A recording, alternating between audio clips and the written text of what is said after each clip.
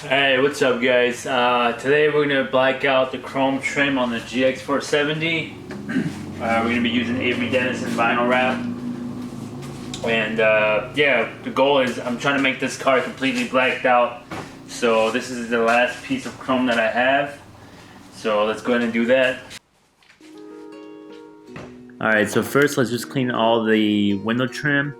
We're going to use isopropyl alcohol. The purpose for this is we just want to make sure the surface is nice and dry, it's free of any solvents. At the same time, we want to just clean it up. We don't want any contaminants because vinyl is just going to reflect anything on the surface. So just do a nice cleaning and get nice in all the cracks. Alright, so let's get wrapping.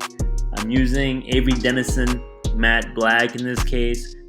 Reason why is my grill is plastic dipped in matte black. Also my TRD wheels are matte black, so I'm kind of just keeping in the two-tone sequence, just going with the gloss black of the vehicle and then matte black for the accents.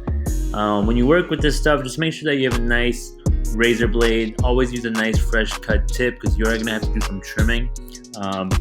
I suggest if you've never done vinyl wrap and you're going to cut with a razor blade, you are going to cut on the surface once in a while, so you want to just get really good at being able to cut the vinyl without nicking the paint or the plastic or anything behind the vinyl.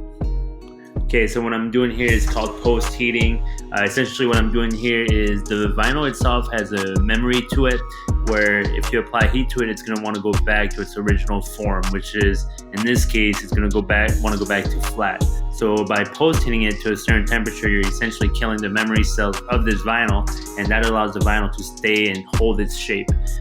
It also will make the vinyl curl around certain edges, and that allows the vinyl to grab on better to the surface, and thus you'll have less failure for the film to peel back and eventually get dirt underneath it, and you having to do it all over again. And like I said earlier, sometimes you're going to have to make cuts on the surface which you're working on. Nice fresh razor blades each time will make the cuts easier. Not too much pressure because you don't want to cut through the vinyl, but the most important thing is you just need a steady hand, and to get that steady hand it just takes time. You're gonna have to do a lot of vehicles, you're gonna have to do a lot of just cutting different things on different surfaces. Either you're working with PPF, window tint, vinyl wrap. For me, I've done a crap load of window tinting, and so I've been able to get a steady hand with the razor blade, and that steady hand is going to come in extremely handy anytime you do any type of film application. Okay, moving on to the back, we're going to repeat the same process. Using the isopropyl alcohol, I just make sure I cleaned everything nicely. You want to get behind all the nooks and crannies where your vinyl might wrap around. The reason for that is that if it's still dirty, it's probably going to cause a failure area and the vinyl is going to lift. At that point, it's just going to look crappy. You're going to have to do it all over again.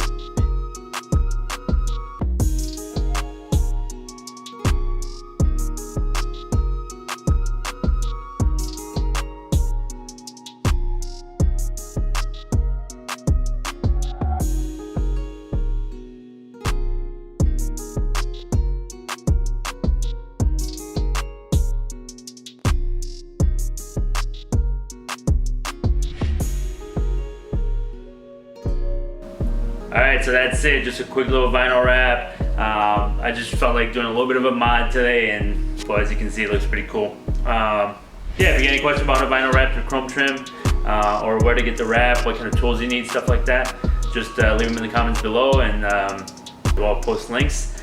And I hope you enjoyed it, so make sure you like and subscribe, and I'll see you in the next video. Peace.